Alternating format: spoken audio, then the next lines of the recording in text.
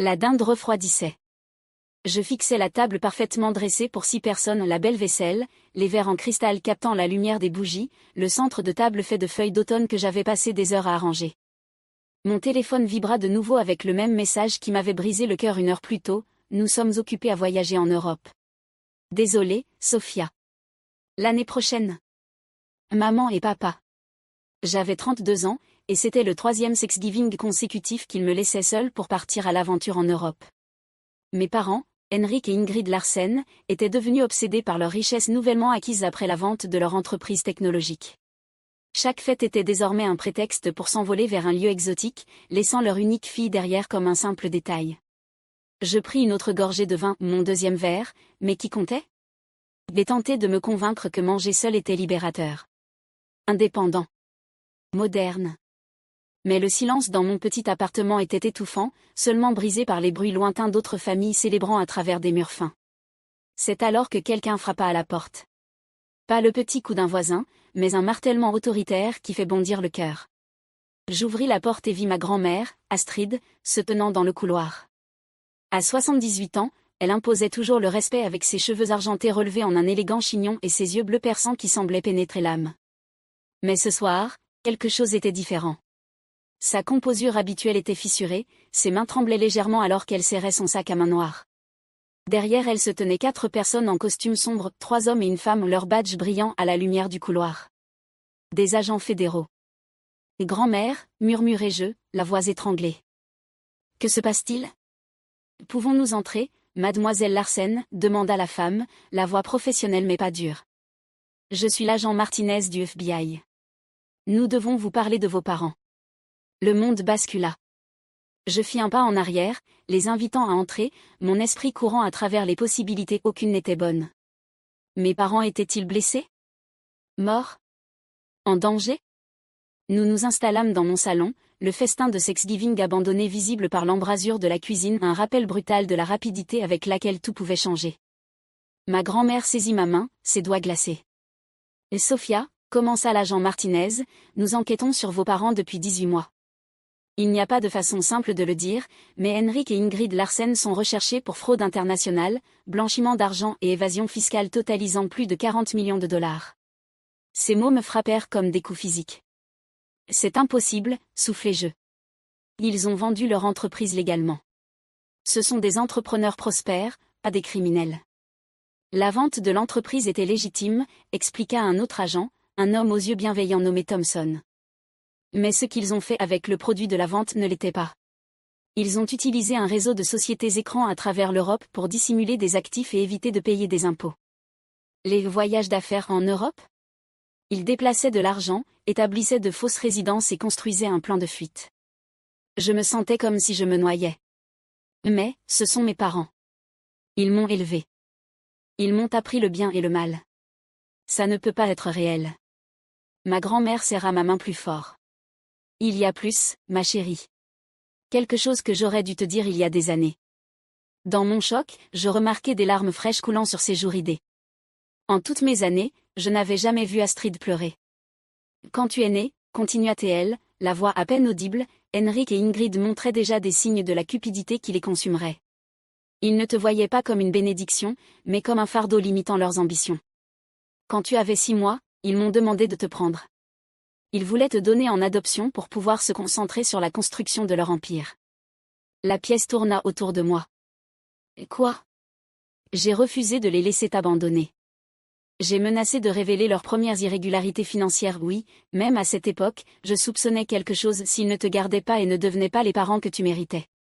Ils t'ont gardé, mais à contre-cœur. Au fil des ans, à mesure que leur succès grandissait, leur ressentiment aussi. Ils te pourvoyaient financièrement, mais émotionnellement. Elle s'interrompit, et je réalisai qu'elle décrivait l'enfance froide et distante que j'avais toujours cru être ma faute. L'agent Martinez se pencha doucement. Mademoiselle Larsen, il y a autre chose.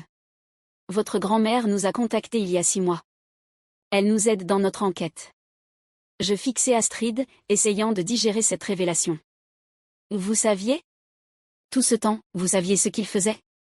Je soupçonnais depuis des années, mais je n'avais pas de preuves jusqu'à récemment. J'ai trouvé des documents chez eux lors de mes visites, relevés bancaires de comptes en Suisse, communication sur des sociétés écrans.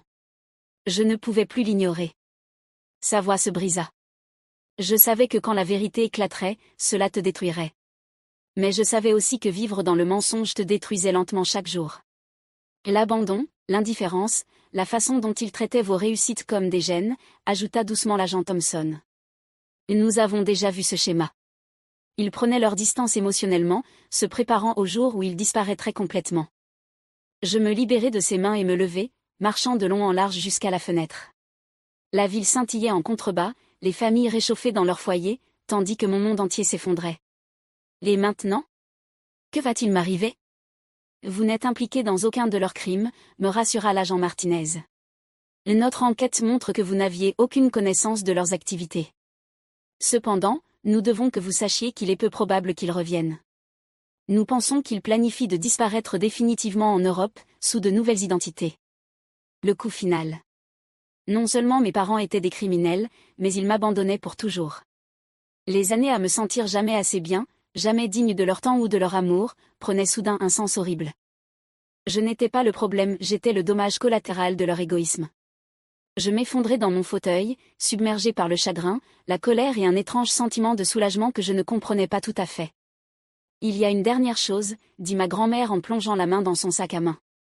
Elle en sortit une grosse enveloppe jaunie par le temps. J'ai gardé ceci avec moi pendant 32 ans, attendant le bon moment.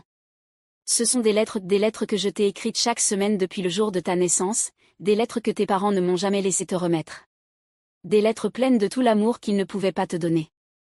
Tremblante, j'ouvris l'enveloppe. À l'intérieur, des centaines de lettres, chacune adressée à « ma très chère Sophia », dans l'écriture élégante de ma grand-mère. J'en pris une au hasard et lus. « Ma chère fille, aujourd'hui tu as fait tes premiers pas, et mon cœur a bondi de fierté. Tes parents étaient trop occupés par leurs conférences téléphoniques pour le remarquer, mais moi, j'ai vu. Je vois tout de toi, et tu es magnifique. Ne doute jamais que tu es aimée au-delà de toute mesure. » Des larmes coulèrent sur mes joues tandis que je prenais une autre lettre. « Sophia, mon amour, tu as aujourd'hui obtenu ton diplôme summa cum laude, et pendant que tes parents planifiaient déjà leur prochaine aventure professionnelle, j'étais remplie de joie. Tu es devenue une femme incroyable, compatissante, intelligente, forte. Ils ne te méritent pas, mais tu mérites tout ce qu'il y a de beau dans ce monde. » Lettre après lettre révélait l'amour inébranlable d'une grand-mère, documentant chaque étape, chaque réussite, chaque moment de joie que mes parents avaient manqué ou ignoré. Elle m'avait vue, vraiment vue, alors qu'ils ne le pouvaient pas. « Pourquoi ne me les as-tu pas données avant ?» demandai-je à travers mes larmes. Parce que j'espérais, peut-être naïvement, qu'ils changeraient. Qu'ils verraient quel cadeau tu étais. Mais aussi parce que je savais que lorsque ce jour arriverait, lorsque leur château de cartes s'effondrerait, tu aurais besoin de savoir que tu n'as jamais été sans amour. Tu n'as jamais été le problème, ma chérie. Tu as toujours été suffisante. L'agent Martinez s'éclaircit doucement la gorge. Mademoiselle Larsen, nous savons que c'est écrasant. Nous aurons besoin que vous répondiez à quelques questions au cours des semaines à venir, mais pour l'instant, nous vous laissons digérer ces informations. Si vous avez besoin de quoi que ce soit, ressources de conseil, assistance juridique, nous pouvons vous aider à organiser cela. Après le départ des agents, il n'y avait plus que ma grand-mère et moi, assise dans les décombres de tout ce que je pensais connaître de ma vie. Le dîner de Thanksgiving abandonné semblait maintenant une métaphore, tout cet effort pour des gens qui ne viendraient jamais. « Je suis tellement désolée, Sophia », murmura ma grand-mère. « Désolée de ne pas avoir agi plus tôt, désolée d'avoir gardé leur secret, désolée que tu aies dû endurer 32 ans à te sentir insuffisante. » Je regardais cette femme remarquable qui avait porté le poids de me protéger pendant 3 décennies, qui avait sacrifié sa relation avec son propre fils pour s'assurer que je ne sois pas totalement abandonnée. « Ne t'excuse pas. Tu m'as sauvée. Toutes ces fois où je me suis sentie complètement seule, je ne l'étais pas, n'est-ce pas? Tu étais toujours là, toujours à veiller sur moi, toujours à m'aimer depuis l'ombre. »« Toujours, » confirma-t-elle. « Et je le serai toujours. » Nous restâmes un moment en silence, la grandeur de cette journée s'installant autour de nous comme de la poussière après une explosion. Puis quelque chose changea en moi, un dénouement d'un nœud que j'avais porté si longtemps que j'avais oublié qu'il existait. « Tu sais quoi ?» dis-je, me surprenant moi-même avec un rire proche de l'hystérie. « Je ne suis pas triste qu'il ne soit pas là pour Thanksgiving. Je suis soulagée. Pour la première fois de ma vie, je n'ai pas à performer pour obtenir leur approbation. Je n'ai pas à faire semblant que leur indifférence ne fait pas mal. Je n'ai pas à continuer d'espérer que, peut-être cette fois, ils me verront vraiment. Ma grand-mère sourit à travers ses larmes. Et que vois-tu quand tu te regardes sans leur ombre? Je pris la question au sérieux. Je vois une femme qui a construit une carrière réussie dans le design graphique malgré leurs critiques constantes. Je vois quelqu'un qui a des amis formidables, même si mes parents n'ont jamais pris la peine de les rencontrer. Je vois quelqu'un de gentil, créatif, résilient. Je fis une pause, les mots me semblant étranges mais vrais. Je vois quelqu'un qui mérite d'être aimé. Oui, dit fermement ma grand-mère. C'est exactement ce que je vois. Nous réchauffâmes le dîner de Thanksgiving et le partageâmes, juste toutes les deux, et ce fut le repas de fête le plus significatif que j'ai jamais eu. En parlant jusque tard dans la nuit, je compris que pardonner ne consistait pas à excuser le comportement de mes parents mais à me libérer de la prison de leurs attentes et de leurs déceptions. Les lettres que ma grand-mère avait conservées devinrent ma lecture quotidienne au fil des semaines suivantes. Chacune était un cadeau, une pièce manquante de mon histoire qui expliquait tant de choses. J'appris à connaître la grand-mère qui avait plaidé pour moi de façon que je n'avais jamais imaginée, qui avait vu la véritable nature de mes parents bien avant que je puisse l'accepter, qui m'avait aimé avec ferveur et constance même lorsque cet amour devait rester caché. 3 mois plus tard, lorsque le FBI confirma que mes parents avaient effectivement disparu sous de nouvelles identités quelque part en Europe de l'Est, je ressentis seulement une tristesse vide pour la relation que nous aurions pu avoir, et non du chagrin pour les personnes qu'ils étaient réellement. Ils avaient fait leur choix depuis longtemps, l'argent et la liberté avant la famille et l'amour. Mais moi aussi, j'avais un choix.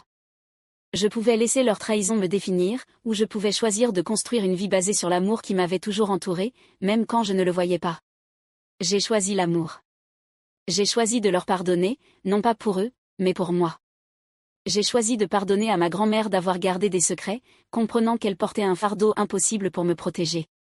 Et surtout, j'ai choisi de me pardonner à moi-même pour toutes les années où j'avais cru que leur indifférence était ma faute. Ce printemps-là, j'ai créé un groupe de soutien pour adultes ayant été négligés émotionnellement par leurs parents. Ma grand-mère, désormais âgée de 83 ans et plus vive que jamais, m'a aidé à animer les réunions. Nous nous retrouvions au centre communautaire, un groupe d'âmes blessées apprenant à se voir avec des yeux plus clairs, apprenant que l'amour prend plusieurs formes, et que parfois, la famille dont nous avons besoin n'est pas celle dans laquelle nous sommes nés, mais celle que nous choisissons. À l'anniversaire de ce Thanksgiving transformateur, ma grand-mère et moi avons établi une nouvelle tradition. Nous préparons le dîner ensemble, juste nous deux, et lisons à voix haute ces lettres. Chaque année, nous ajoutons de nouvelles lettres, celles qu'elle écrit pour commémorer la femme que je deviens, celles que j'écris à la petite fille en moi qui comprend enfin qu'elle a toujours été digne d'amour. La dinde n'est plus jamais froide. La table est dressée pour deux, et c'est parfait. Nous rendons grâce non seulement pour ce que nous avons, mais pour ce que nous avons survécu, ce que nous avons appris, et ce que nous avons choisi de devenir. Certaines familles naissent. D'autres se forgent dans le creuset de la vérité, tempérées par le pardon, et renforcées par le choix conscient d'aimer malgré tout. Ma grand-mère et moi, nous faisons partie de cette dernière catégorie. Nous sommes le genre de famille qui dure. Et à la fin, c'est le plus beau cadeau de tous, savoir que l'amour, le vrai amour, ne vous abandonne pas à Thanksgiving.